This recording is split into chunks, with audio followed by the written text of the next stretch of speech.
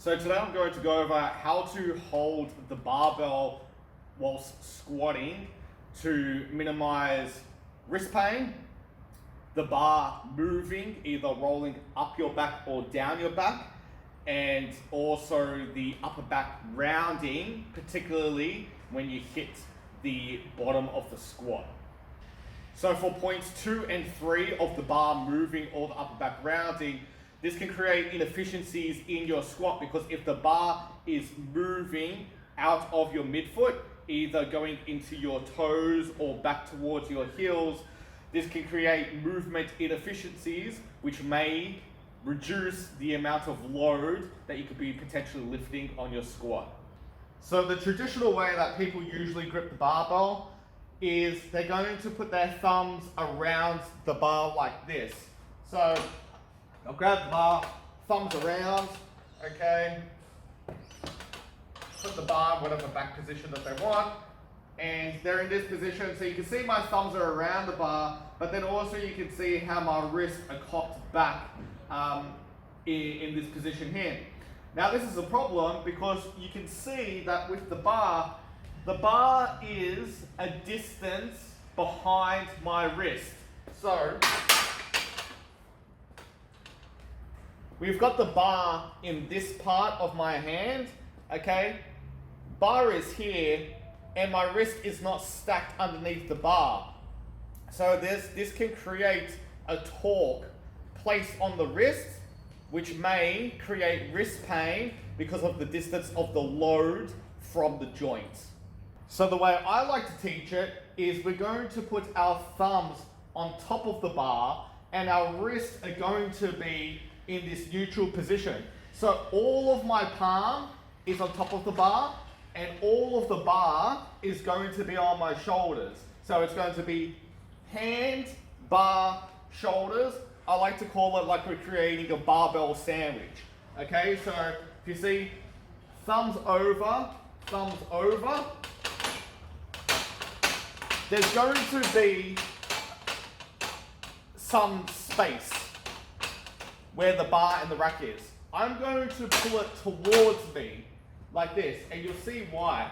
Because when I come under, I'm going to start the bar not in the position that I want it to be on my back.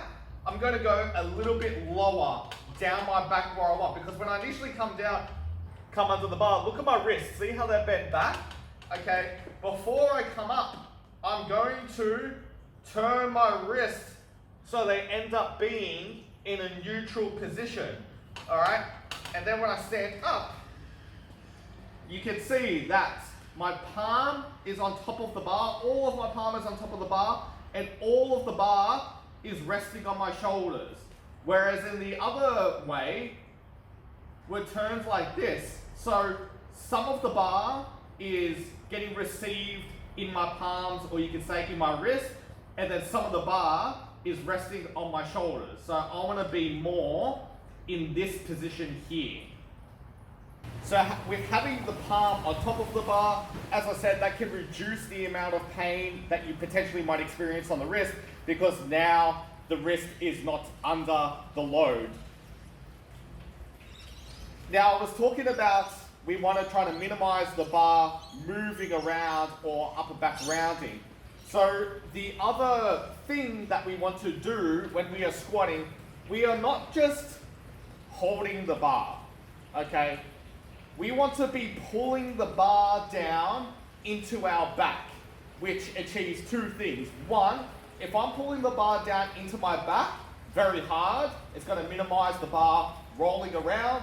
Two, if I am pulling the bar down into my back, it's going to contract these upper back muscles, okay? And if I've got these in a retracted state, when I come down, it's going to minimize the upper back rounding like this. So if I'm pulling, it's going to keep the muscles tight and avoid the upper back rounding. So what I mean by pulling the bar down into the back, I'll get into my position again, bar a little bit lower to where I want to start it, roll my wrist up. Now, I'm not just holding the bar. You'll see when I pull down, Can you see how the bar sinks down into my back? So this is an isometric contraction of my upper back. Not only am I pulling the bar down in my back here, but as I squat down, I'm continuously pulling the bar down into my back, particularly at this bottom position. This is when stuff can go wrong. This is when the bar might move like this, or the upper back might round. Okay?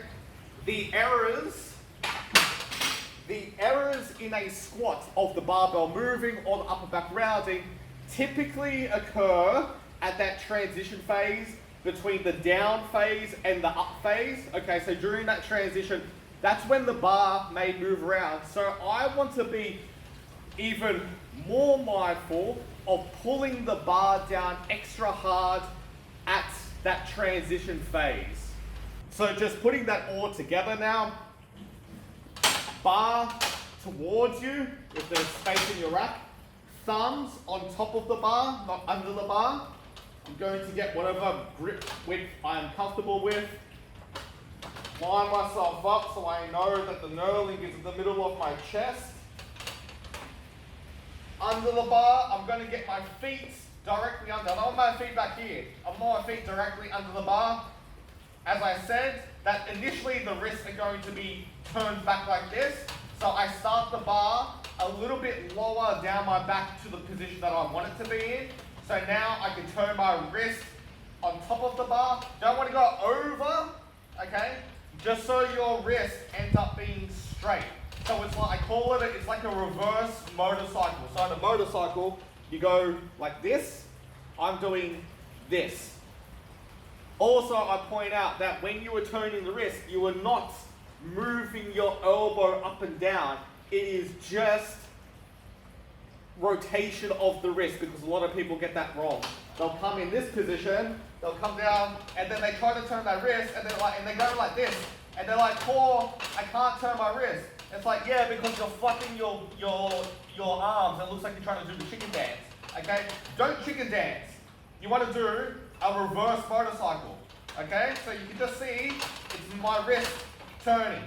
So again, I'm going to start the bar a little bit lower down my back, where I want it to be. Feet directly under the load. Reverse motorcycle. I can just stand straight up. I'm going to pull the bar down into my back. Step, step. When I'm in this position, I'm going to make sure my wrist is in the position I want to be, because sometimes they can move around. So I'm going to reposition my wrist, pull the bar down into my back, taking my breath before I squat.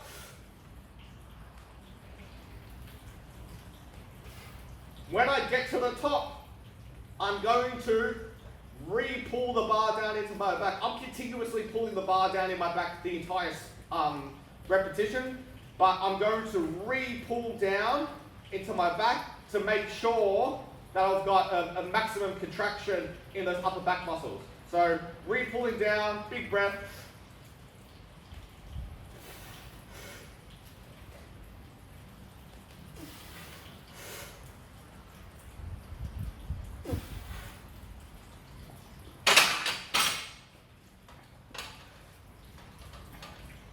Sometimes when I show this technique to clients or people who haven't done it before, they initially might complain that they're getting pain in their chest or their shoulders because they just haven't been exposed to that position, so it can be quite sore.